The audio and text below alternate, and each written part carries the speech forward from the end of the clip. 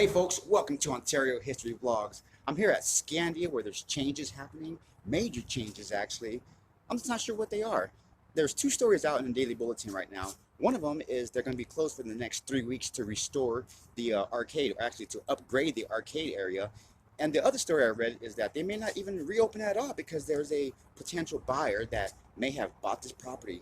So I'm not sure what to believe. I guess time will tell. It's been around for 27 years. People are tripping out on this. It bothers people that they may be shutting down. So hopefully they stay open and maybe they are just remodeling. We will see. Just in case if they don't reopen, we're going to take a look at this property one last time. So without further ado, let this vlog begin.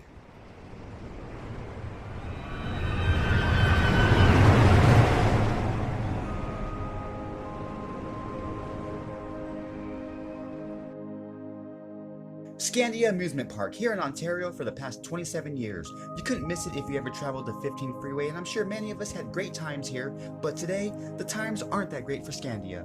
Founded back in 1977 by 3 Scandinavian families who wanted to make a family fun center that represented their culture in California, Scandia Amusement Park was the name, opening up locations in Victorville, Sacramento, Las Vegas, Fairfield, and Ontario as time went on. Equipped with 2 18-hole miniature golf courses, 25 rides and other attractions, batting cages, arcades, a restaurant, and a 200-seat pavilion that you were able to book for an event. Now, out of all the Scandia locations, Scandia in Ontario was the largest as it was considered a full theme park compared to the others, with over 150 video games and rides such as Olga's Tilt-A-Whirl, Thor's Hammer, the Nordic Spaceship, the Viking Ship, the Baltic Sea Bumper Boats, the Copenhagen Carousel, the Little Dipper Coaster, the Norway Flyers, the Lapland Landslide, and the Skagerrak Zoo Ride.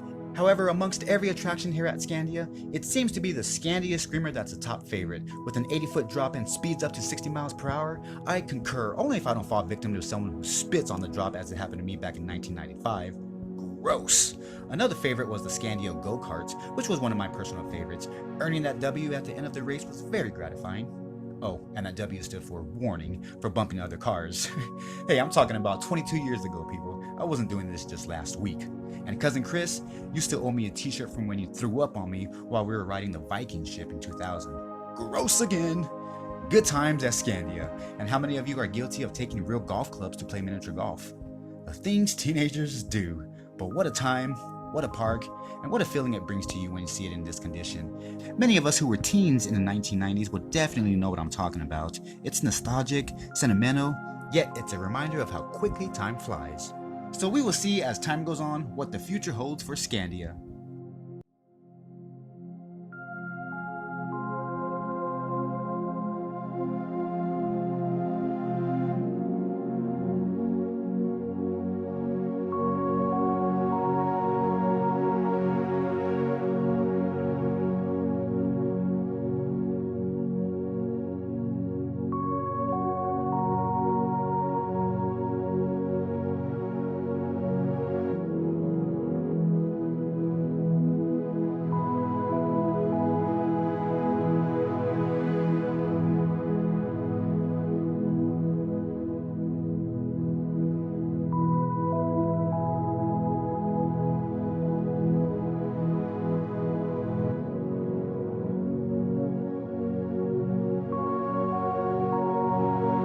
Well, everyone, that will conclude this vlog. Thank you very much for watching. And as I mentioned earlier, I'm not sure what the final decision is just yet. They may reopen, they may not.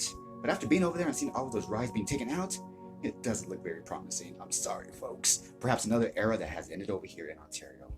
Darn. Until the next time, see ya.